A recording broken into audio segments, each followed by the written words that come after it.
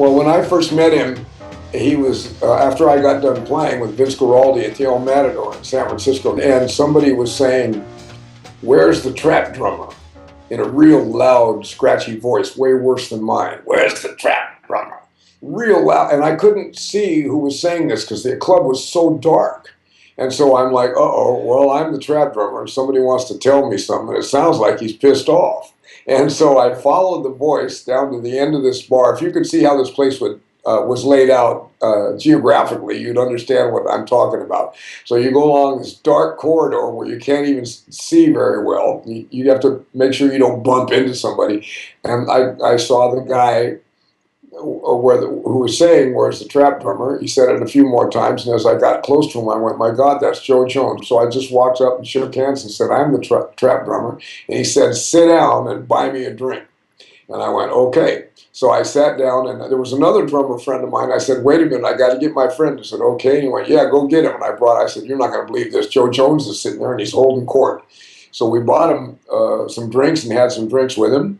And he said, if it wasn't for him, I wouldn't be playing the stuff I'm playing right now. He said, if it wasn't for him, I wouldn't be playing in this club. Not only did he open this club, but he opened this whole street. He was playing here before I was conceived.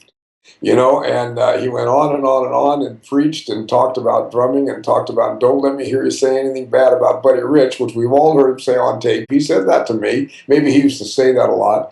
And then afterwards, he had us we took him to his hotel, which was off of Broadway in San Francisco. And we went to his room and had another drink with him in his room, and he read the Bible to us and scolded us about don't be playing too much crap and don't be showing off, and now when you play time, you got to do this and that. He was a great guy and a character. And then later on, when I moved to New York, he was playing at the West End, and I'd go in there and dig him all the time and talk to him. And he used to take salt and throw them on the drums for the brushes.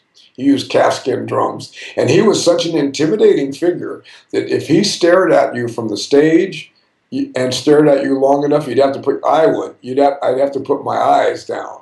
And I'm from the streets of Oakland. I'm not easily intimidated. You know what I mean? But he scared me. Now, all I have to add is this.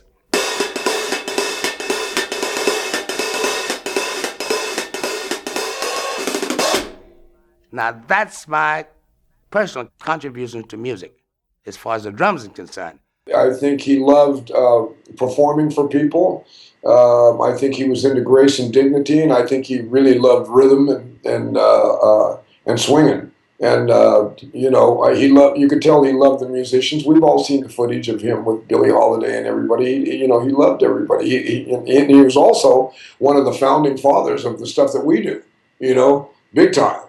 And his big band work in those days, like one of the greatest big band drummers, and great small group drummer too, great soloist. I mean, there was nothing the guy couldn't do, But I loved what he did with Basie. I thought it was brilliant. He just had a way about him that I don't have about me. There's something about him I don't understand, but that's the part of him that I love, And I dug his personality. Where are you going to meet a cat like that, man? Holy cow.